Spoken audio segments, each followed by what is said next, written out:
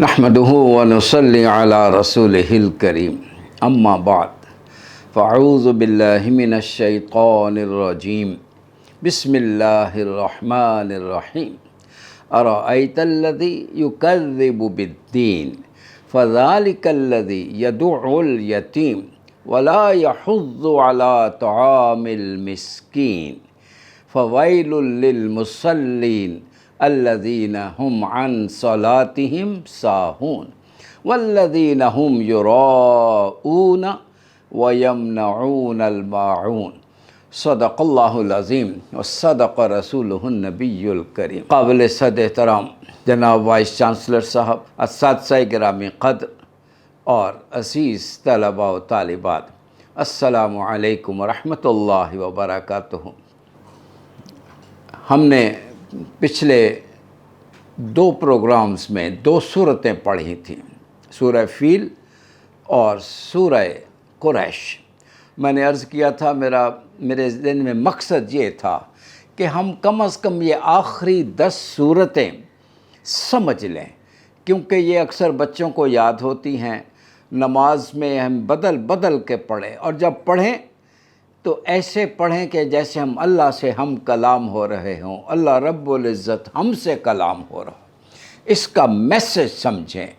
نماز میں سورہ فاتحہ کے بعد قرآن پڑھنے کا مقصد ہی یہی ہے، یہ نہ ہو کہ ساری عمر صرف قل هو اللہ احد ہی پڑھتے رہے، یہ نہ ہو۔ تو 2 صورتیں ہم پڑھ چکے، آج سورہ ماعون پر مختصر بیان ہوگا انشاءاللہ۔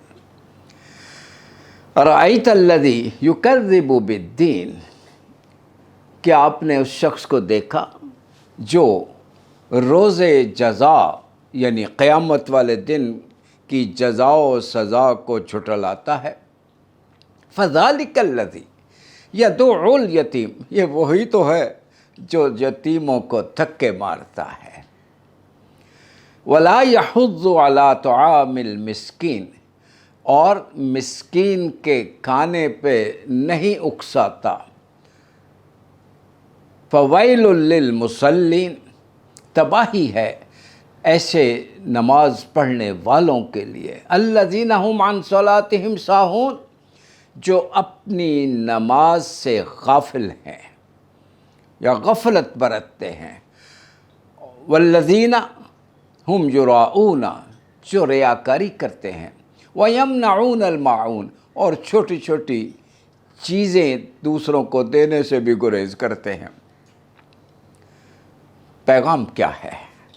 پہلی بات کہ انسان جب آخرت کو جھٹلا دیتا ہے، یاد رکھو دنیا میں اصل ایشو ہی یہی ہے۔ میرے بچوں، تم میری بات سمجھ سکتے ہو، اگر کوئی امتحان نہ ہو تو کون بچہ تیاری کرے گا؟ صبح پیپر ہو، اگلے مہینے فائنل ایگزام ہو تو سب لگے ہوئے ہوتے، کیوں؟ یقین ہے کہ امتحان ہونا ہے۔ بجلی کا وائر ہے اور وہ ننگی ہے، کوئی ہاتھ لگاتا ہے؟ نہیں، یقین ہے کہ پھر بچنا مشکل ہوگا۔ آگ جل رہی ہو، کوئی اس میں اپنا ہاتھ ڈالتا ہے؟ نہیں، کیوں؟ یقین ہے۔ ان باتوں پہ تو یقین ہے، لیکن کیسی بد نصیبی کی بات ہے، یقین نہیں تو اس دن پہ نہیں جس کے بارے میں قرآن کہتا ہے اِنَّ یوم الفصل کان میقاتا، یہ تو ہو کے رہنا ہے۔ پھر تم اپنی آنکھوں سے دیکھو گے، لَتَرَوُنَّ الْجَحِيمَ ثُمَّ لَتَرَوُنَّهَا عَيْنَ الْيَقِينَ، اپنی آنکھوں کے سامنے دیکھو گے، پھر تم سے ثُمَّ لَتُسْأَلُنَّ يَوْمَئِذٍ عَنِ النَّعِيمِ، پھر اس دن ایک ایک نعمت کا تم سے ہم سوال کریں گے۔ کاش یہ یقین پیدا ہو، یہ یقین ہی تو پیدا نہیں ہوا ہے۔ یہی ہمارا اصل ایشو ہے۔ یا ایھا الانسان ما غرک بربک الکریم، اے میرے بندے، تجھے مجھ سے کس نے دور کر دیا ہے؟ کس نے تجھے اپنے رب سے غافل کر دیا ہے؟ الذی خلقک، جس نے تجھے پیدا کیا، فسواک فعدلک، پھر تجھے بڑا متوازن بنائے، کیسا خوبصورت بنا دیا ہے۔ کلا، بل تکذبون بالدین، اصل بات کیا ہے؟ ایک ہی بات ہے، تمہیں آخرت کا یقین نہیں، اس کو جھٹلاتے ہو۔ وَإِنَّ عَلَيْكُمْ لَحَافِظِينَ، مت بھولو، ایک نہیں، تم ایک ہو، اور تمہاری حرکتیں اعمال کی ریکارڈنگ کے لیے ہم نے 2 فرشتوں کو مقرر کر رکھا ہے۔ اللہ اکبر، کاش یہ یقین پیدا ہو جائے۔ یہاں 2 برائیوں کا ذکر ہوا ہے، کیا کہ آخرت کو جھٹلانے کے نتیجے میں انسان میں کون سے اخلاق رذیلہ پیدا ہوتے ہیں۔ یہاں 2 باتوں کا ذکر ہوا ہے۔ ارأیت الذی یکذب بالدین فذلک الذی یدعو الیتیم ولا یحض علی طعام المسکین، یتیموں کو دھکے مارنا اور غریبوں کو، بھوکوں کو کھانے پہ لوگوں کو نہ موٹیویٹ نہ کرنا، یہ 2 ایسی باتیں ہیں جسے دنیا کا ہر شخص برا کہتا ہے، لیکن مراد صرف یہی 2 نہیں ہیں۔ جتنی اخلاقی، معاشی، سیاسی، معاشرتی برائیاں ہیں، وہ سب کی سب کے پیچھے اگر آپ اصل وجہ جاننا چاہو تو ایک ہی وجہ نکلے گی، آخرت پہ یقین نہیں ہے۔ اصل ایشو یہ ہے، جتنی برائیاں ہیں، یہ ہمارے مافیاز، یہ ہماری جس سے لوگ بہت تنگ ہیں، یہ کرپشن، جو ناسور، کرپشن کا ناسور جو پورے معیشت میں کینسر کی طرح پھیلا ہوا ہے، سب کی، میں نے کہا نا، سیاسی برائیاں ہوں، نفرتیں ہیں، فرقہ پرستیاں ہیں، جو بھی برائیاں پھیلی ہوئی ہیں، ان سب کے پیچھے ایک ہی بات ہے، ہمیں آخرت کا یقین نہیں ہے کہ ایک روز ہم نے اللہ کے سامنے پیش ہونا ہے، ایک ایک عمل کا حساب دینا ہے۔ یہاں 2 باتوں کا ذکر کیا، میں نے عرض کیا نا، یتیم کو دھکے دیتا ہے، اس وقت بھی یہ حالت تھی، بڑے مالدار، بڑے خوشحال، لیکن اگر وہ کسی یتیم کے سرپرست ہیں اور یتیم کوئی آتا تھا اپنا حق مانگنے کے لیے تو دھکے دے کے نکال دیتے تھے۔ ایک بڑا مشہور واقعہ ہے، الماوردی نے اس کا ذکر بھی کیا ہے۔ وہ کہتے ہیں کہ ایک بچہ، ابو جہل جس کا سرپرست تھا، وہ بدن پہ کپڑے نہیں ہیں، اور ابو جہل کے دروازے پہ آ گیا، کہنے لگا میرے باپ نے جو مال چھوڑا تھا اس میں سے مجھے کچھ دے دیجئے۔ تو ابو جہل نے اس کو دھکے مار کے نکال دیا۔ لوگ دیکھ رہے تھے، قریش کے لوگوں نے دیکھا تو اس یتیم سے کہا، شرارتاً کہا کہ تم ایسا کرو، محمد کے پاس صلی اللہ علیہ وسلم کے پاس چلے جاؤ، وہ تمہاری سفارش کر دیں گے ابو جہل کو، تمہیں مال مل جائے گا۔ وہ بچہ سا، معصوم بچہ، وہ نبی پاک صلی اللہ علیہ وسلم کے در پہ پہنچ گیا اور جا کے عرض کیا، حضور اسی وقت اٹھ کھڑے ہوئے، اس بچے کو لیا، جا کے دروازہ کھٹکھٹایا، ابو جہل نکلا، استقبال کیا، آپ کیسے آنا ہوا؟ تو آپ نے فرمایا اس بچے کا مال ابھی لے آؤ۔ وہ اندر گیا اور مال لا کے بچے کو دے دیا۔ اللہ اکبر۔ جب یہ معاملہ ختم ہوا تو وہ جو قریش والے تھے وہ دیکھ رہے تھے تماشا، کہنے لگے ابو جہل کیا ہوا، آج تم بھی ٹھوس ہو گئے، بڑے دھکے مارے تھے تم نے، اور اب تم نے ایک بات تم آگے ریزسٹ ہی نہیں کر سکے۔ تو اس نے پتہ کیا جواب دیا؟ آپ کو میں کیا بتاؤں، مجھے نبی محمد صلی اللہ علیہ وسلم کے دائیں بائیں برچیاں نظر آ رہی تھیں کہ اگر میں نے نہ مانا تو یہ میرے جسم کے ٹکڑے کر دیں گے۔ تو اس طرح اس وقت کے ایسی اس سب سے بری حرکت کا ذکر کیا ہے، وَلَا يَحُضُّ عَلَىٰ طَعَامِ الْمِسْكِينِ، مسکین کے کھانے کے لیے لوگوں کو اکساتے نہیں ہیں۔ آج ہماری آدھی آبادی بلو پاورٹی لائن رہ رہی ہے۔ اللہ اکبر، اللہ اکبر۔ اچھا، یہ نہیں کہا کہ ان کو کھانا کھلائیں، بلکہ ان کا کھانا۔ اس کا مطلب کیا ہے؟ اس کا مطلب یہ ہے کہ یہ ان کا حق ہے۔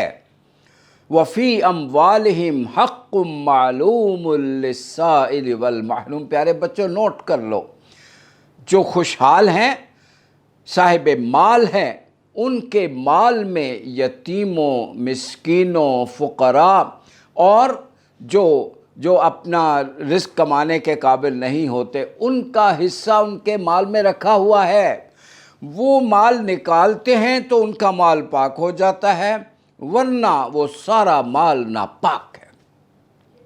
آج کتنے ہیں جو اپنے معاشرے کے مستحقین کا حق ادا کرنے والے ہیں؟ اللہ اکبر! یہ زکوٰۃ کم سے کم ہے، بلکہ ایک جگہ تو فرمایا یسألونک ماذا ینفقون، یہ پوچھتے ہیں کتنا خرچ کرے۔ حالات دیکھو، اگر ضرورت ہو تو اپنی ضروریات پوری کرنے کے بعد جو بچ جائے وہ اللہ کی راہ میں خرچ کر دو۔ تو یہ ہے اسلام کی تعلیم۔ ارأیت الذی یکذب بالدین فذلک الذی یدع الیتیم ولا یحض علی طعام المسکین۔ اور پھر ایک اور برائی کا ذکر کیا، اس معاشرے میں وہ منافق اس لیے کہ اپنے مفادات کی خاطر اسلام قبول کرنا پڑ گیا، لیکن دل سے مانتے نہیں ہیں۔ اب نماز پڑھنی لازم ہے، اگر نماز نہیں پڑھی تو لوگ کہیں گے یہ مسلمان ہی نہیں ہے۔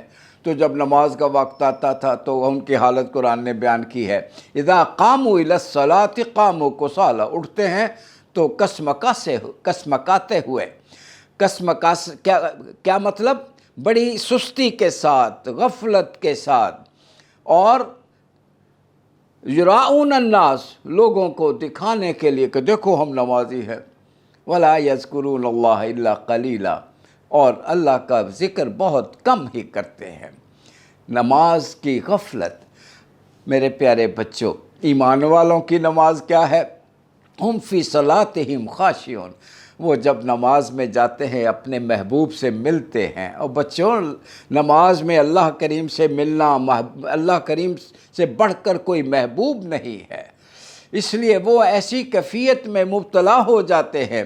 وہ اقبال کا شعر مجھے یاد آ گیا ہے، تیرا عشق نہ ہو اگر میری نماز کا امام، میرا قیام بھی حجاب، میرا سجود بھی حجاب۔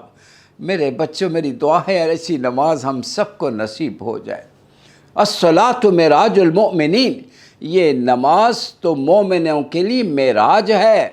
کیوں؟ جب سجدے میں جاتے ہو تو اللہ کے اتنے قریب ہو جاتے ہو کہ کوئی فاصلہ نہیں رہتا ہے، اور نماز میں تو ہم باتیں کرتے ہیں اللہ کے ساتھ، ہم کلام ہوتے ہیں، اللہ ہم سے ہم کلام، ہم اس سے باتیں کرتے ہیں۔ یہ میں پہلے بھی ذکر کر چکا ہوں، پھر انشاءاللہ کسی روز نماز کے معنی آپ کے سامنے رکھوں گا۔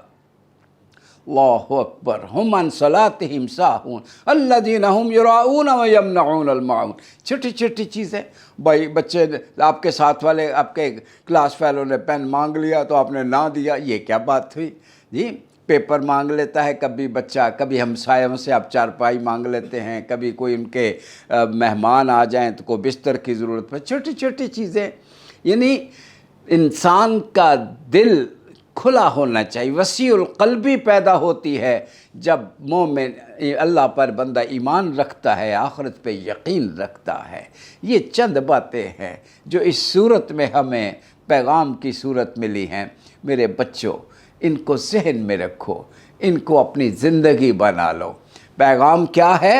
اللہ اکبر! آخرت پہ یقین، یہ ہو کے رہنی ہے۔ ہماری ایک ایک عمل، ایک ایک چیز، ایک ایک سانس، ایک ایک پیسہ اور جو کچھ ہے یہ سب امانت ہے، یاد رکھو۔ مالک وہ ہے، اس نے امانت دی ہے، اس کا پوچھ لینا ہے میری امانت کے ساتھ کیا سلوک کیا، کہیں خیانت تو نہیں کر دی۔ اگر کہیں خیانت ہو گئی ہو تو اللہ سے معافی مانگ لیں۔ آنکھوں نے کبھی خیانت کی ہو، زبان نے خیانت کر دی ہو، ہاتھ پاؤں سے خیانت ہو گئی ہو، ابھی اللہ سے مانگ لیں، ان سب کا حساب دینا پڑے گا۔ ثم لتسألن یومئذ عن النعیم۔ ان سارے وسائل جو ہمیں حاصل ہیں، ایک ایک سانس کا جواب دینا ہے۔ اللہ رب العزت ہمیں اس آخرت کی تیاری کی توفیق عطا فرمائے۔ وآخر دعوانا ان الحمد للہ رب العالمین۔ والسلام علیکم ورحمۃ اللہ وبرکاتہ۔